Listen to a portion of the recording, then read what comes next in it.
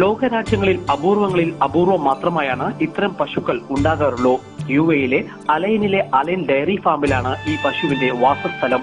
പുരാണ ഇതിഹാസങ്ങളിൽ പറയുന്ന പോലെ പശുക്കളുടെ മാതാവാണ് ഗൾഫിലെ ഈ കാമധേനു. ഒരു ദിവസം മാത്രം 100 ലിറ്ററോളം പാലാണ് ഈ മിടുക്കി നൽകുന്നത്. പശുവിന്റെ പ്രത്യേക പരിചരണത്തിന് ഒരു പ്രത്യേക ഡോക്ടറും സഹായിയുമുണ്ട്. Exactly, this cow bring it from Australia and now civil lactation.